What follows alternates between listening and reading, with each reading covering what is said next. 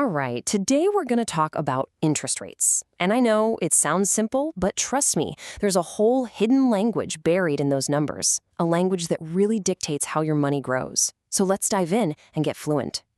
So, picture this. Your bank offers you a savings account with an 8% annual interest rate. Sounds great, right? Simple.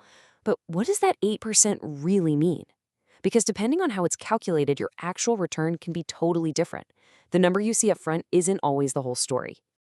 You see, the first thing we have to get our heads around is that a single interest rate can have many different faces.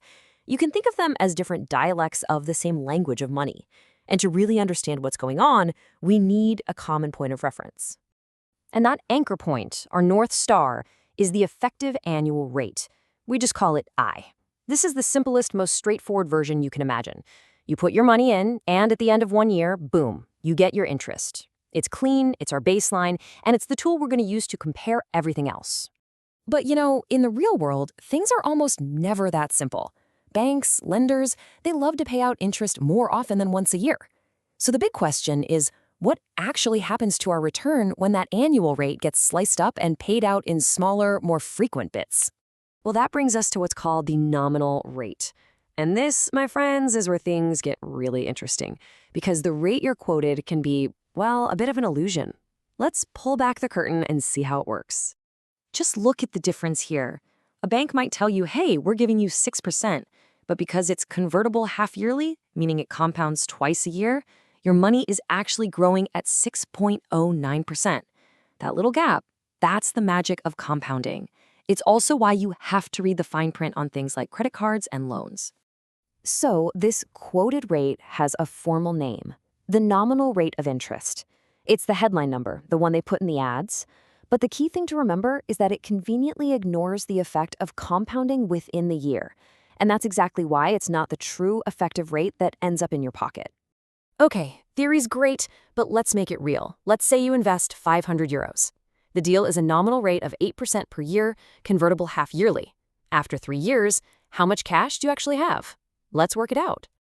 Now, you could go through the hassle of converting that nominal rate into a proper, effective annual rate. But that's kind of messy. I'm going to give you a pro tip. It's way easier to just change how you think about time. Here's how simple this is. First, find the rate for each period. So we take the 8% annual rate and divide by 2 because it's paid twice a year. That gives us a clean 4% per half year. Next, adjust the time. 3 years is just 6 half-year periods. Now it's a piece of cake, just a simple compounding calculation. And there you have it, 632 euros and 66 cents. See, by just shifting our perspective from years to half years, we made what looked like a complicated problem incredibly simple. That's what understanding these different rates can do for you. So we've seen what happens when you compound twice a year. But what if we cranked that dial up? What if we compounded monthly or daily? Or what if we pushed this idea to its absolute logical extreme and compounded every single instant? Think about it this way. As we slice the year into more and more little pieces, from annual to quarterly to monthly to daily, our money grows just a little bit faster each time. It's like we're climbing a staircase, and with each step, the steps get smaller and we move up more smoothly. So what happens when there are infinite steps? This leads us to a really powerful and honestly beautiful concept in finance called the force of interest. We use the Greek letter delta for it. You can think of it as the theoretical limit, the rate you'd get if your interest was compounded continuously, every nanosecond of every day.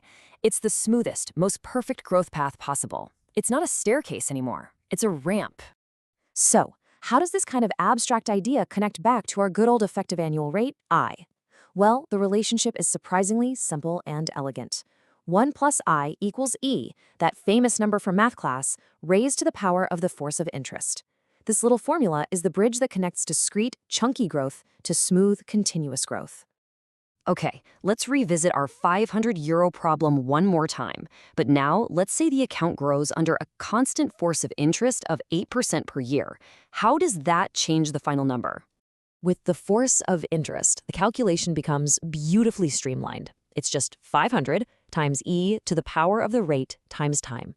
And that gives us $635.62. That's almost 3 euros more than compounding just twice a year. This is the absolute theoretical maximum you could earn from an 8% nominal rate. Pretty cool, right? Okay, let's recap. We've got the effective rate, the nominal rate, and the force of interest. They're all different ways of talking about the exact same thing, growth. The real superpower is knowing how to translate between all of them. And this table right here, this is your Rosetta Stone. This is your cheat sheet for interest rates. It gives you the exact formulas to convert any type of rate into any other. So, for example, if you know the effective rate I, you can find the equivalent force of interest just by taking the natural log of 1 plus I. With this table, you can compare any two financial products apples to apples, no matter what kind of confusing language they're using. Now, up until this point, we've been pretending that interest rates are nice and stable and never change. But we all know the real world is a lot more chaotic than that. So what happens when interest rates are constantly changing? This is where the force of interest becomes incredibly useful. To model reality, we can think of it not as a single number, but as a function of time. This means the instantaneous growth rate of our money can go up and down from moment to moment, perfectly mirroring what happens in the real economy. So how do we calculate growth when the rate is always changing? We use an integral. Now don't let that squiggly symbol scare you. All it's really doing is adding up the growth from every single tiny instant over a period of time. It's like we're taking an infinite number of snapshots and stitching them together to get the full picture. It's the most precise way to track growth in a system that's always in motion. And hey, don't just take my word for it. As the source material puts it, even though the force of interest feels theoretical, it's actually the most fundamental measure there is. Why? Because all those other rates we talked about, effective, nominal, all of them, can be built from this one core concept. So I'll leave you with this thought. Now that you can speak this hidden language of interest rates, what are you going to do with it? What hidden opportunities, or maybe what hidden risks, can you now spot in the fine print of a loan, a savings account, or an investment? The language is officially yours.